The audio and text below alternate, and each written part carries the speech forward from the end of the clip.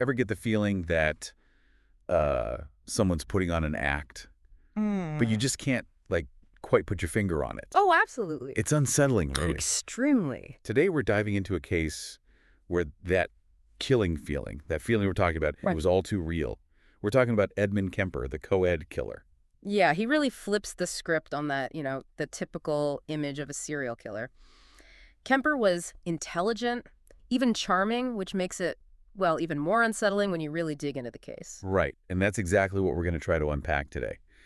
We've got a stack of source material for this deep dive, Oh, this is going to be good. including a really fascinating interview with Kemper himself. It's from '74, just hours before his sentencing. Wow. Plus, we've got his Wikipedia entry, some biographical stuff, a real mix. It's amazing how, when you pull from all these different sources, how it comes together, Paints a picture of a man driven by this need for control, this rage, especially towards women. Okay, so let's rewind all the way back to Kemper's childhood. Yeah. He was born in '48, right? 48, yep. What can you tell us about those early years? Well, the sources point to a pretty dysfunctional family right from the start. His father, Edmund Jr., was, well, kind of emotionally absent, even though he was physically present. Oh, interesting. Which, that definitely plays a role, but Okay. the real, I guess you could say powder keg in Kemper's life was his mother, Clarnell.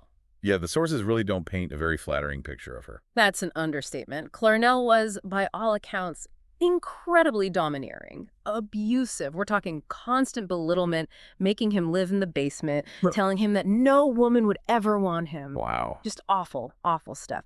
Imagine the impact of that kind of psychological abuse on a developing mind. Yeah, it's like poisoning the well of someone's self-worth right from the very beginning. Exactly. And what's particularly interesting here is that Kemper, he wasn't physically abusive as a child. He wasn't. No, but he did show these really disturbing signs of what we now understand as conduct disorder. Okay, like what kind of behaviors are we talking about here? Well, the sources mention, for example, that he was killing family pets.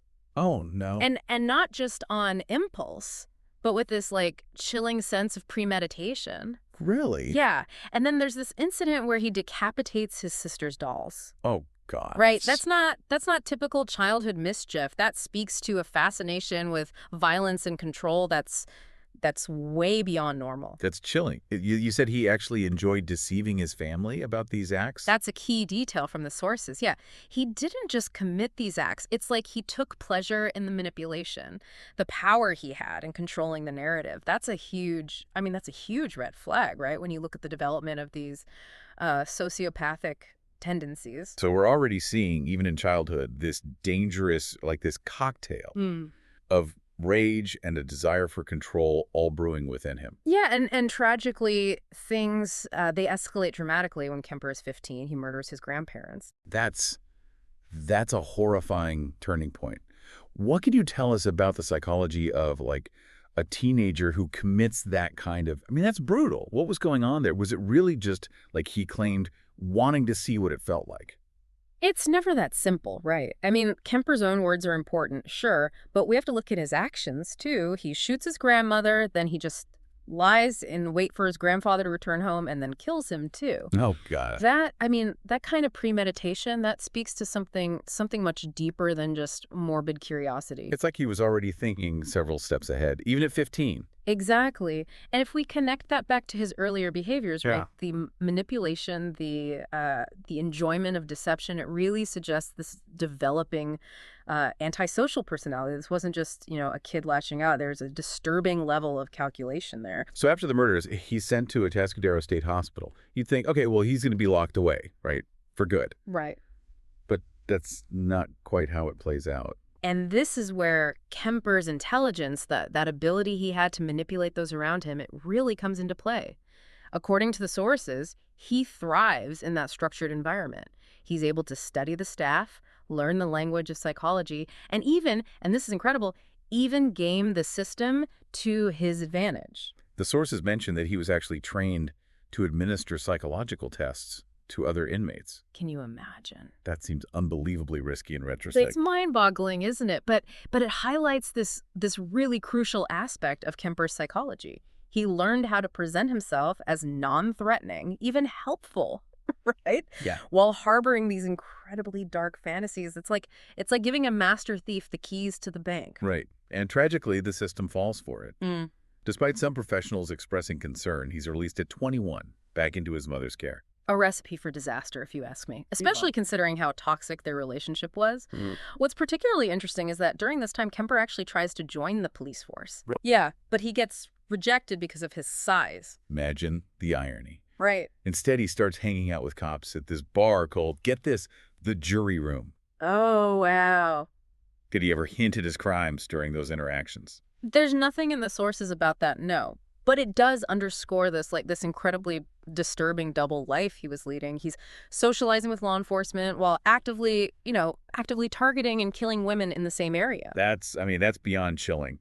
And it's during this period, between 1972 and 1973, that the co-ed killer emerges.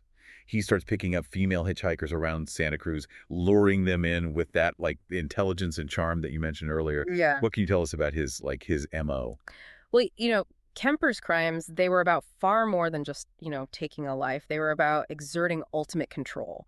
He would bind, torture, and kill his victims, often decapitating them after death. The decapitation especially feels significant. It speaks to this deep-seated desire, right? To silence, to possess. Remember, this is a man who's constantly belittled, controlled by his mother. These acts of mutilation, as horrific as they were about reclaiming a sense of power, of having the last word. And we see that desire for control reflected in other aspects of his crimes too, right? The sources mention necrophilia and cannibalism.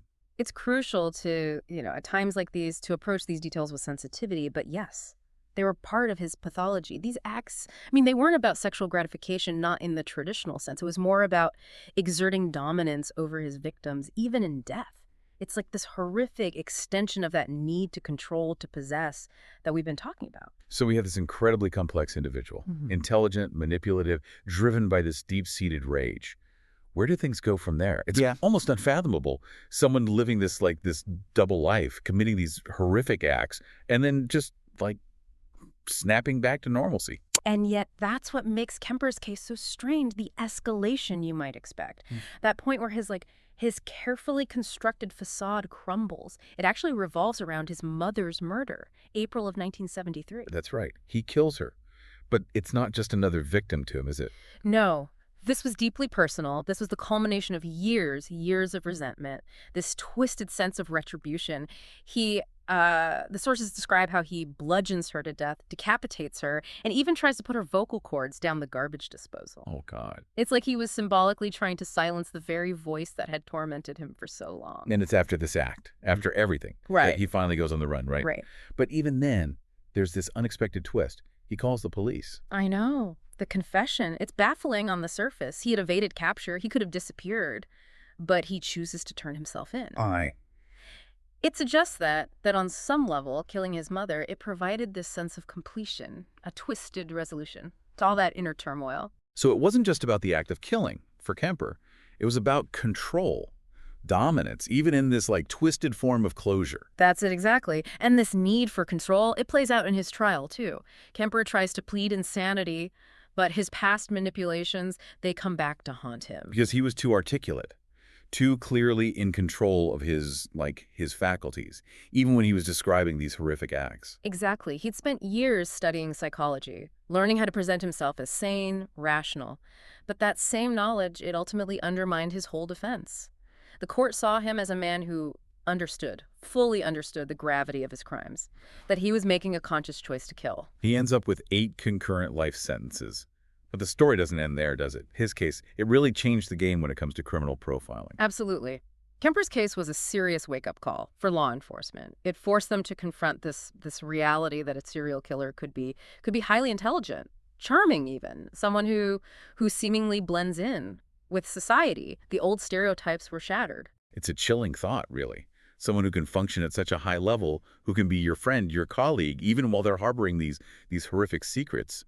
It's terrifying. It really highlights the importance of looking beyond the surface, of understanding that evil doesn't always present itself in these, obvious ways. Right. Kemper's legacy is this stark reminder that we must remain vigilant, not just in our personal lives, but in the systems that we rely on to protect us. It's a lot to process, for sure. This deep dive into Edmund Kemper's case has been fascinating and unsettling. In equal measure, I'd say. We've explored his really troubled childhood, his chilling crimes, and these psychological complexities that drove him.